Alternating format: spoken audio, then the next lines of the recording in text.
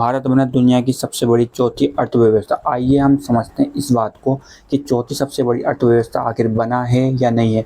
आज के अंदर हर कोई इस चीज़ की कैंग्रेचुलेशन दे रहा है, बधाई हो दे रहा है, लेकिन उसकी हकीकत तो कुछ और ही है। आइए हम जाते हैं, एक ही पॉइंट को आपको डीपली समझाते हैं और आपको समझ में आ जाएगा कि चौथी अर्थव्यवस्था जो भारत बना है दुनिया की, वो जापान को हमने क्रॉस कर दिया और इससे हम आगे बढ़ चुके हैं। इसके बाद में हम ओवरटेक कर सकते हैं जर्मनी को, उसके बाद में चाइना को, देन उसके बाद अमेरिका को। तो क्या ये भारत के लिए मुमकिन है, और मुमकिन है या फिर चौथी जो अर्थव्यवस्था बना है इसकी हकीकत क्या है? आज नीति आयोग ने की तरफ से जो ऑफिशियल बयान आया था उसमें आया था कि 2025 का लास्ट तक, यानी कि 26 तक तकरीबन आप मान के चलें, तब तक भारत चौथी अर्थव्यवस्था बन सकता है, यानी कि अभी बना नहीं है। कुछ ऐसे फैक्टर हैं, आपको समझ में आ जाएगा कि चौथी अर्थव्यवस्था अगर बन भी जाता है तो कुछ तो हमें दिखाया कुछ और जा रहा है और हकीकत इसकी कुछ और है।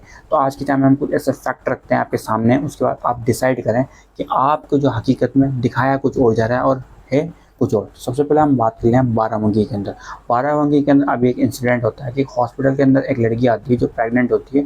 उसकी डिलीवरी करने के लिए मतलब उसको बेड नहीं मिल पाता, यानी कि बेड की भी वहाँ पर इतनी ज़्यादा कमी थी और उसकी जो डिलीवरी हो जाती है वो फर्श पर ही हो जाती है। क्या हमारा जो भारत है चौथी अर्थव्यवस्था बनने के बाद भी क्या हम अपने जो हेल्थ है इशू है उनको सॉल्व ही नहीं कर पा रहे? हमने हॉस्पिटल को भी अच्छी तरह से मेंटेन नहीं कर पाया, तो क्या हमारा भारत चौथी अर्थव्यवस्था बन पाएगा या नहीं बन पाएगा? उसके बाद आपको बात करते हैं जब ब्रिटेन के अंदर की जो बैंक है उसके अंदर जो भारत का गोल्ड रिजर्व रखा था, तब भी हमारा जो देश का ने अपना विमान, यानी कि अपना पर्सनल विमान भेजा था उसको लेने के लिए। यानी कि हम देखें तो ब्रिटेन ने भी हमें अपना पर्सनल विमान से सोना भारत को नहीं पहुँचाया, उसको लेने के लिए हमने अपना विमान पहुँचाया था। इसकी हकीकत आप देखने के बाद एक तो एक फैक्ट रखते हैं। उसके बाद हम बात करते हैं कि हमारे इंडिया के अंदर आज के टाइम के अंदर जो पॉपुलेशन इतनी तेज़ी से बढ़ रही है, तो हमारे देश के अंदर 81 करोड़ लोग सिर्फ राशन के ऊपर डिपेंड है। यानी कि जो 5 किलो राशन मिल रहा है वो 81 करोड़ लोगों को मिल रहा है। यानी कि हम भारत की इकोनॉमी अगर जीडीपी देखें तो दिखाते हैं इतनी बढ़ रही है, इतनी तेज़ी से हमारा देश ग्रो कर रहा है, लेकिन उसकी हकीकत ये है कि 81 करोड़, यानी कि हम देखें तो आधी से ज़्यादा, यानी 60 से ज़्यादा % तो लोग हैं वो राशन पर डिपेंड है। आपने देखा होगा आसपास, आपने देखा होगा जो लोग राशन लेकर आते हैं वो गरीबी में आते हैं और उनको उसी हिसाब से राशन दिया जाता है। तो 81 करोड़ लोग जहाँ जिस देश के अंदर सिर्फ डिपेंड होते हैं राशन पर, तो क्या दुनिया के अंदर वो चौथी अर्थव्यवस्था बन पाएगा? उसके बाद हम बात कर लेते हैं आज के दिन छोटे बड़े आपकी बहुत बड़ी चीज़ देखोगे, आपने देखा होगा रोड कंस्ट्रक्शन। ये एक ऐसी चीज़ है आज के टाइम के अंदर आप नज़र उड़ा के देखें तो आपको दिखेगा रोड हमारे क्लीन नहीं है, पूरी तरह से परफेक्ट नहीं है, साफ़ सुथरे नहीं है, कचरा नहीं है इतना ज़्यादा। आज देखें तो हमारे दिल्ली के अंदर ही आप देख लें इतना ज़्यादा पॉल्यूशन है, पॉल्यूशन का लेवल इतना ज़्यादा बढ़ जाता है कि लोगों को सांस लेने में परेशानी हो जाती है।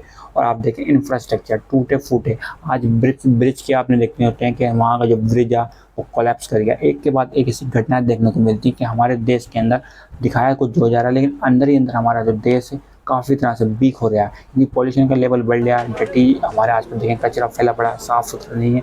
अगर आप हॉस्पिटल्स के अंदर जाते हैं तो महंगा महंगा इलाज आपको देखने को मिलता है, प्लस कोई भी मतलब पूरी तरह से केयर नहीं है। हेल्थ जो इशू है बहुत ज़्यादा आज के टाइम में ये सॉल्व नहीं हो पाया।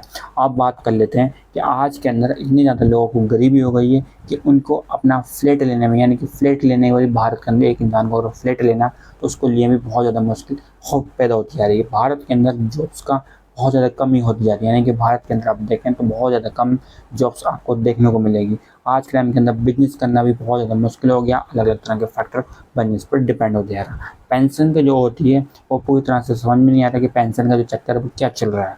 अगर आप बात करें कनाडा के अंदर कोई भी इंसान रिटायर होता है उसकी जो पेंशन होती है वो $4000 होती है, लेकिन भारत के अंदर नहीं है। भारत के अंदर सिर्फ ये दिखाया जा रहा है कि हमारी जो जीडीपी है, हमारी जो अर्थव्यवस्था जापान से ज़्यादा हो गई। अगर आप देखें जापान के अंदर, आप देखें जापान के अंदर इतनी अच्छी फैसिलिटीज़ दी जाती है कि जापान का एक आदमी अगर 12 रुपये कमा रहा है तो भारत का आदमी सिर्फ 1 रुपये कमा रहा है। ये भारत और जापान की इकोनॉमी अगर आप देखें इतनी ज़्यादा बढ़ गई है, तो फिर इतना ज़्यादा डिफरेंस आखिर क्यों? हमारा इंफ्रास्ट्रक्चर, हमारा रोड, हमारे पॉल्यूशन, हमारा इंफ्रास्ट्रक्चर से लेकर सारी चीज़ें प्रॉब्लम क्रिएट होती जा रही हैं। कचरा देखें तो हर जगह देखते हैं, और रिटायर की जो पेंशन होता है कुछ भी समझ में नहीं आ रही है। हर 2 साल के अंदर भारत के अंदर इतनी पॉपुलेशन इतनी तेज़ी से बढ़ रही है कि जापान के एक छोटे शहर को बसाया जा सकता है। ये बातें देखने के बाद अगर आपको दिमाग में लग रहा होगा कि दिखाया तो हमें कुछ और जा रहा था और एक्चुअली में कुछ और है, तो इसलिए हमें अपने देश को अंदर से मजबूत करने की ज़रूरत है। बाहर से तो ऑटोमेटिक ये मजबूत होता चला जाएगा। सबसे पहले हमें अपने देश को इंफ्रास्ट्रक्चर, पॉल्यूशन, जितना भी रोड है, सारे